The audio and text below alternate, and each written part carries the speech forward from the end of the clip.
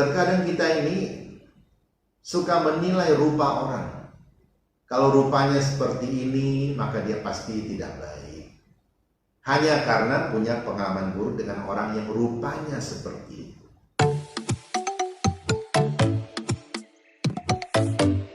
Sahabat Fresh Juice dimanapun Anda berada, sesaat lagi kita akan mendengarkan Fresh Juice Rabu 23 Juni 2021 bersama Pastor Yandi Buntoro CDD dari Medan. Selamat mendengarkan.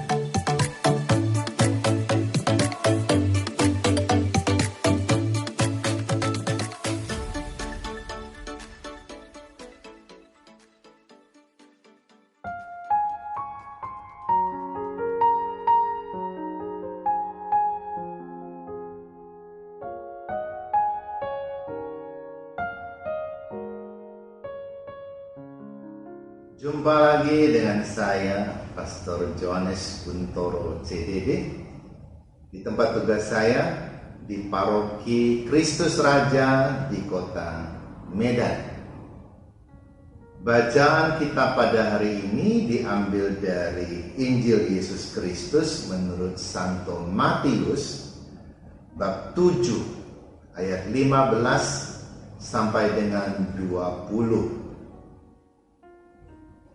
Dalam khotbah di bukit, Yesus berkata, "Waspadalah terhadap nabi-nabi palsu yang datang kepadamu dengan menyamar seperti domba.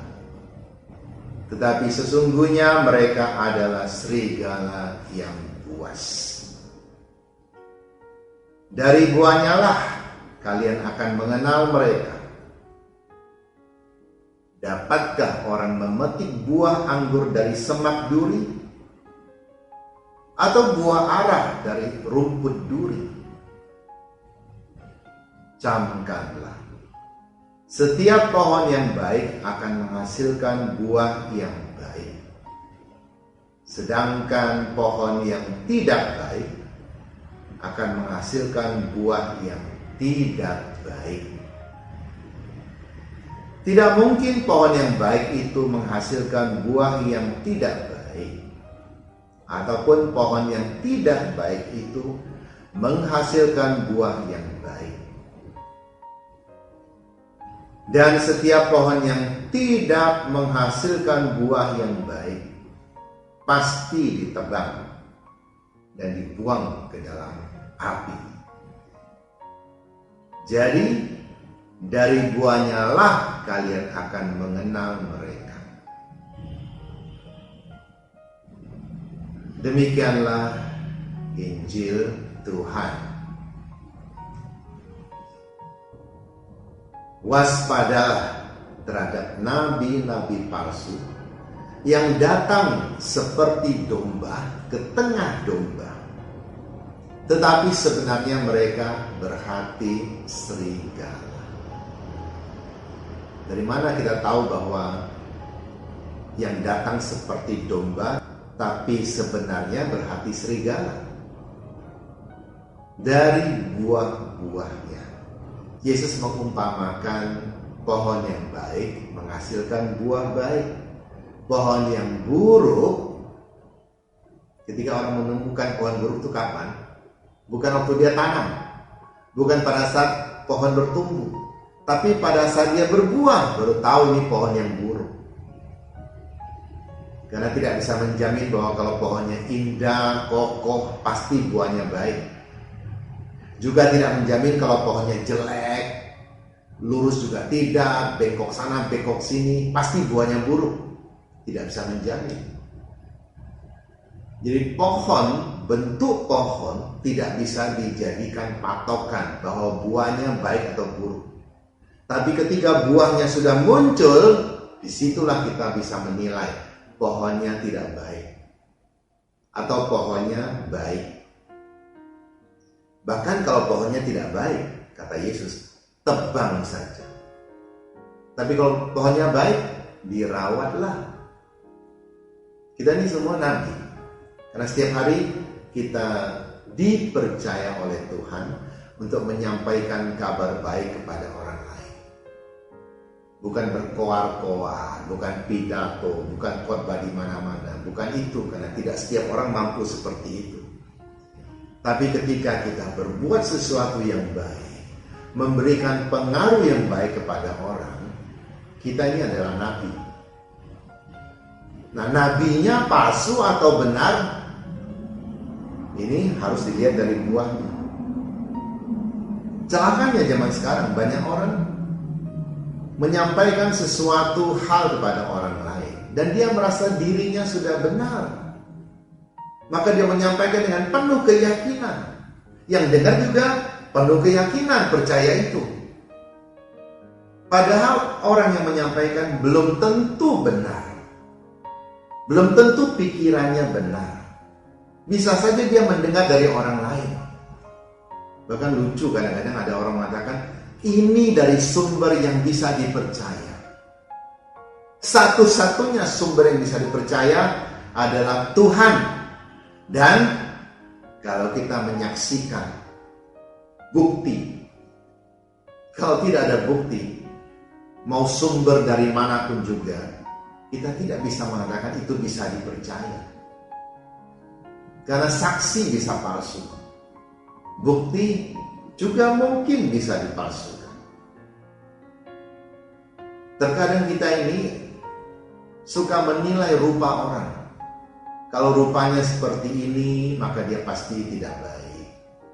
Hanya karena punya pengalaman buruk dengan orang yang rupanya seperti itu. Kalau matanya sipit, ini mungkin mau menipu saya. Kalau kepalanya botak, ini mungkin banyak niat buruk atau pikiran yang licik dalam otaknya. Pernah ada seorang ibu, anaknya akan ujian karate. Ujiannya bersama dengan anak-anak dari perguruan lain. Pada hari yang ditentukan, datanglah dia ke lapangan untuk ujian. Ternyata ujiannya belum waktunya. Artinya jamnya digeser dari jam 7 menjadi jam 12. Dia lalu bertanya pada orang-orang lain, apakah ada pengumuman seperti itu? Orang-orang lain mengatakan, ada, kami sudah diberitahu. Kok saya tidak tahu ya? Dari mana kalian tahu? Dari nona ini. Oke. Lalu dia lapor kepada orang tuanya, saya tidak jadi ujian atau ujiannya diundur karena harusnya saya diberitahu oleh nona itu. Ternyata dia tidak beritahu saya. Apa tanggapan keluarganya? Bukan mencari tahu apakah nona ini lupa menyampaikan atau dia sengaja tidak mau menyampaikan. Nah, keluarganya ini lalu memutuskan bahwa nona ini berlaku jahat, ada niat jahat, sengaja tidak mau beritahukan berita ini kepada anaknya. Saya katakan, jangan seperti itu. Engkau belum tahu apa-apa, engkau sudah menilai orang lain jahat. Dan khawatirnya pikiran seperti ini akan dikembangkan, akan menjadi, wah, anak perempuan ini sengaja mau menyingkirkan anak saya. Anak perempuan ini takut disaingi.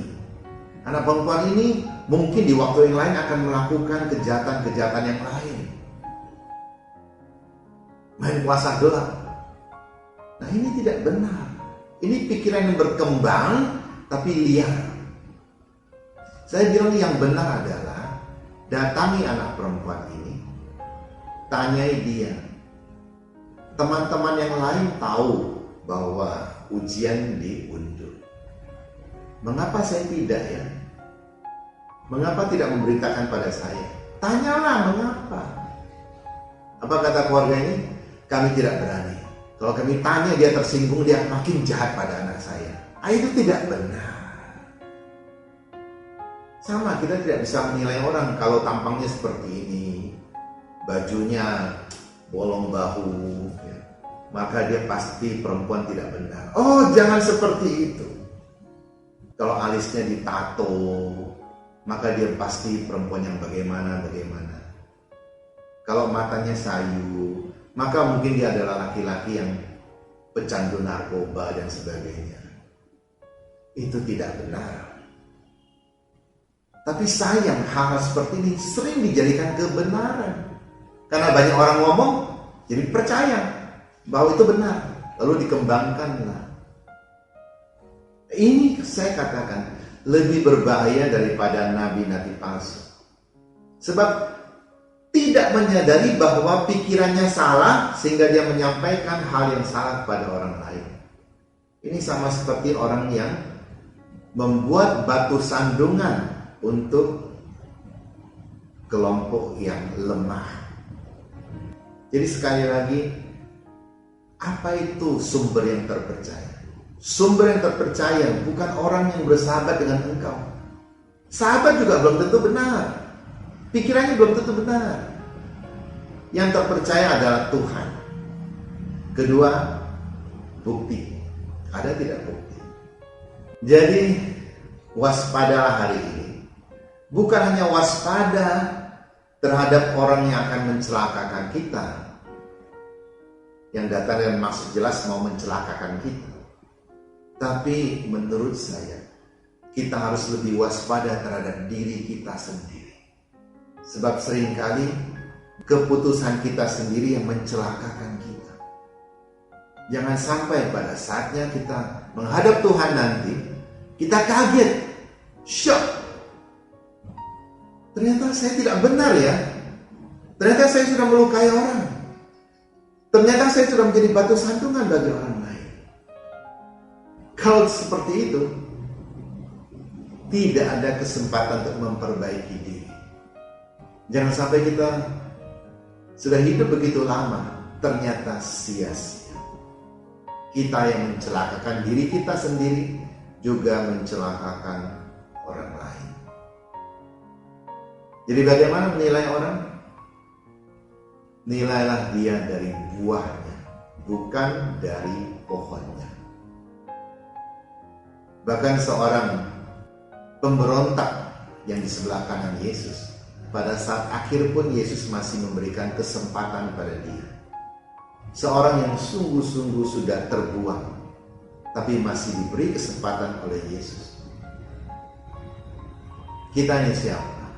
Sampai kita menilai orang lain, menghakimi orang lain. Bahkan dalam pikiran kita yang mungkin tidak kita ungkapkan, kita mau menghancurkan orang itu. Hati-hati, waspadalah. Selamatkan diri kita sendiri, baru kita bisa menyelamatkan orang lain. Kalau diri kita tidak selamat pun kita tidak sadar, bagaimana kita bisa menyelamatkan orang? Yang terjadi hanya mencelakakan orang saja. Semoga Tuhan membimbing dan membantu kita semua. Semakin bijak, semakin rendah hati, dan semakin mampu melihat hal-hal yang benar yang harusnya menjadi pegangan hidup kita. Amin. Sahabat Fresh Juice, kita baru saja mendengarkan Fresh Juice Rabu 23 Juni 2021. Terima kasih kepada Pastor Yandi Buntoro untuk renungannya pada hari ini. Sampai berjumpa kembali dalam Fresh Juice edisi selanjutnya. Jaga kesehatan dan salam Fresh Juice.